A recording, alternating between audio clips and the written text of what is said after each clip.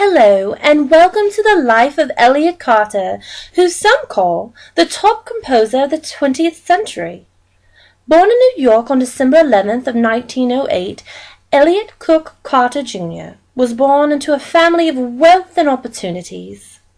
In his teens, Carter's neighbor and future mentor, Charles Ives, instilled the beginning of Carter's interest in music.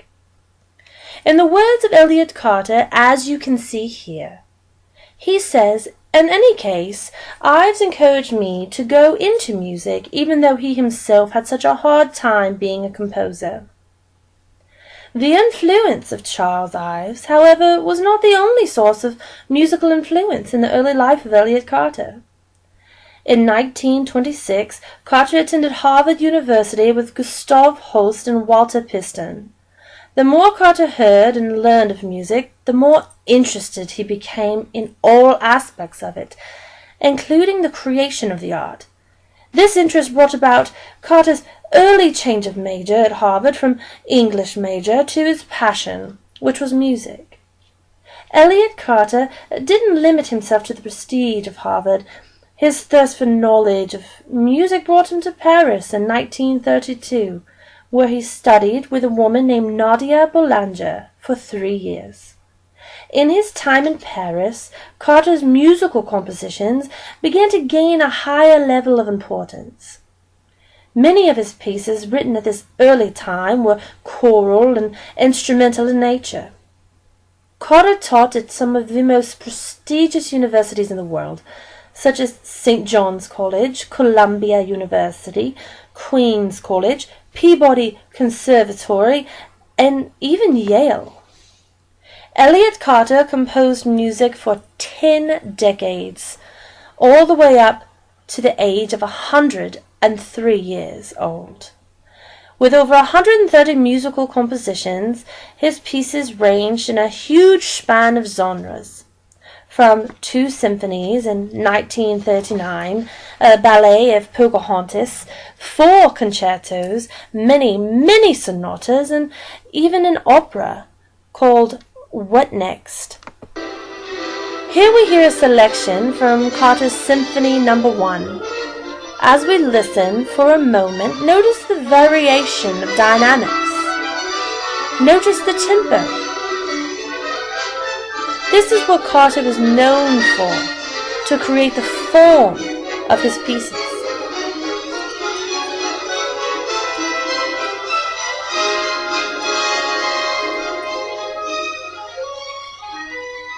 Here we hear him utilizing his famous metrical modulation.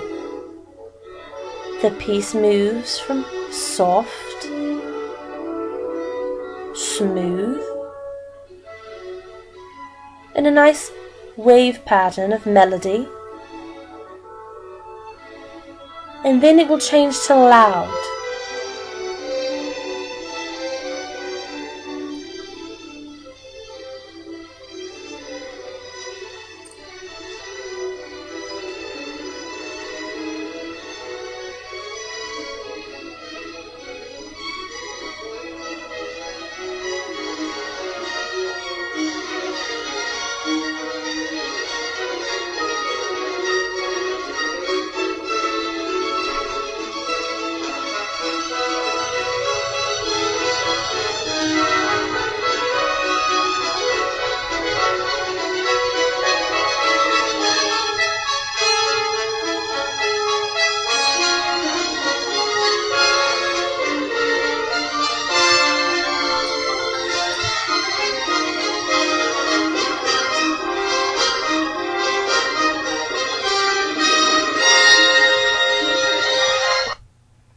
Now that we have heard his beginning piece, let's take a look into the unique style that is Elliott Carter. The piece you are about to hear is Carter's Piano Sonata, which he wrote in the 1940s. This particular piece was the beginning of Carter's trademark style of musical composition. Let's take a moment to listen for his trademark style. See if you can hear it.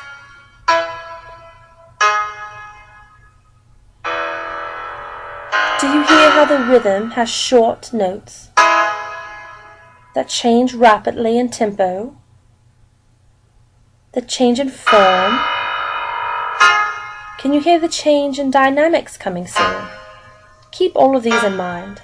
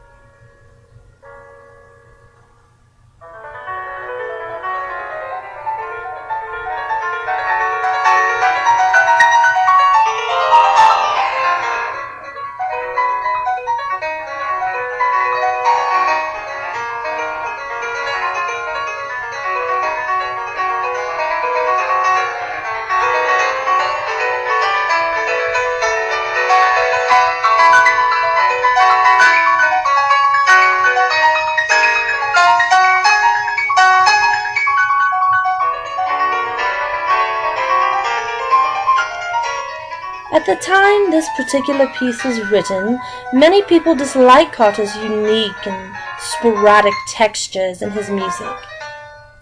It wasn't a style for everyone.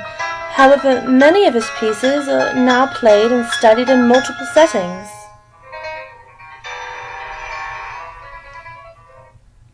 In 1985, Elliott Carter was honored in receiving the U.S. National Medal of Arts, making him the first composer in history to receive this prestigious medal, and even a Grammy for Best Contemporary Composition in 1993 for his Violin Concerto. However, these awards were not a first for Carter. He also won 2 Pulitzer Prizes. Yes, I said 2. One in 1960 for his second string quartet, and the other in 1973 for his string quartet number 3. As we come to a close, I'll leave you with the only thing of Elliott Carter's that is as well known as his compositions: his smile.